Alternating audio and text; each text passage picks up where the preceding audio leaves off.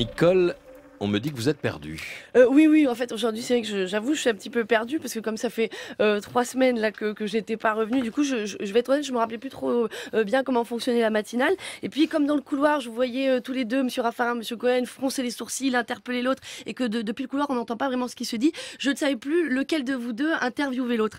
Et puis, heureusement, après, j'ai vu Monsieur Raffarin, votre cravate, et c'est là que je me suis rappelé, non, Nicole, celui qui porte la cravate, c'est l'invité politique, alors que le journaliste ne porte pas de cravate, puisque lui, il a la classe politique en face de lui, et qu'il se doit de lui laisser l'avantage du statut social de notable. C'est-à-dire que Patrick Cohen, regardez, par son petit bouton ouvert, en fait, il incarne l'ouverture d'esprit, et vous, par ce nœud de cravate serré, ce col impeccable, vous incarnez un petit peu le col blanc, celui qui dirige la France et qui vient parler comme ça de choses graves, sérieuses, profondes, lourdes, un petit peu dures à digérer quand ça fait longtemps qu'on n'a pas pris l'habitude. Eric, moi, je vais être honnête, je me suis dit, oh là là, est-ce que pour un retour de grève, recevoir un savant Raffarin, ça va pas nous faire un petit peu l'effet d'un copieux Savarin? C'est-à-dire, certes, c'est peut-être la crème de la crème, mais est-ce que c'est pas un peu riche comme contenu? Parce que c'est vrai que voilà, vous avez beaucoup de casquettes, Monsieur Raffarin. Vous êtes sénateur de la Vienne, vous avez été Premier ministre, ministre des petites entreprises, président du Conseil régional du Poitou. Et puis récemment, avant que Nicolas Sarkozy soit élu à la présidence de l'UMP, vous étiez aussi à la tête de ce parti, enfin à la tiers de tête, puisque vous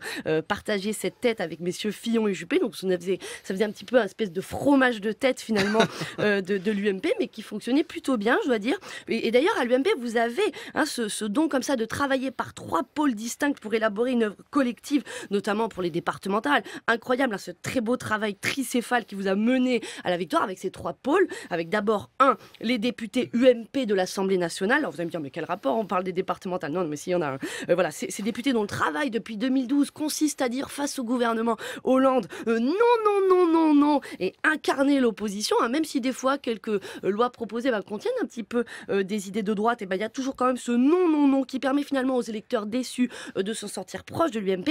Ensuite, dans un deuxième temps, il y a l'intervention de cette fois-ci du président de l'UMP, ni Nicolas Sarkozy, qui ne fait pas non comme les députés, vu qu'il n'est pas député, ni même sénateur, ni même ministre, ni même président d'un conseil départemental, ni même candidat à cette élection. Enfin bref, ça va se demander, mais quel est son travail? Non, lui, en tant que mannequin vitrine de l'UMP, il est là pour semer le nini chez les électeurs déçus dont je parlais tout à l'heure. Le nini, ni FN, ni PS, pour ferrer le poisson déjà hameçonné, pour gagner cette élection départementale à laquelle il n'est même pas candidat. Et c'est là qu'intervient justement le 3e pôle d'intervention de l'UMP, les candidats UMP locaux, aussi inconnus soient-ils pour certains, qui n'ont eu justement qu'à ouvrir les bras comme ça pour récolter les électeurs perdus, en ne faisant ni le non d'opposition, ni le ni de direction, mais le fameux nananana de jubilation. Et moi, quand j'ai vu cette jubilation de victoire de l'UMP au départemental, je m'attendais à ce que tout de suite l'UMP travaille sur ces nouveaux départements conquis, propose une nouvelle politique d'aide sociale, une nouvelle dynamique culturelle de proximité. Sauf que je regardais vos interventions dans les médias et sur vos comptes Twitter, et vous ne parlez que de régional du mois de décembre et de la primaire de 2017. Et on a le sentiment qu'une fois de plus, ce qui compte, c'est l'élection et pas le mandat. Ce qui finalement met en joie, c'est signer le devis, mais pas suivre le chantier. Mais sauf que nous, vous savez, à Radio France, on sait ce qui se passe en fait quand on suit moins le chantier que le devis. Ça ne se passe pas bien parce qu'en fait, les électeurs, c'est pas au contact du devis qu'ils vivent, c'est dans le chantier. Donc moi, aux gens du l'UMP qui ont sûrement dansé comme ça pour savourer leur victoire au départemental, je serais tentée de leur dire à la façon de La Fontaine, à vous danser, chantier maintenant. Très bien, Nicole Ferroni. Bravo pour cet éclairage électoral. Oh, je vous en prie, c'est un plaisir. La chronique.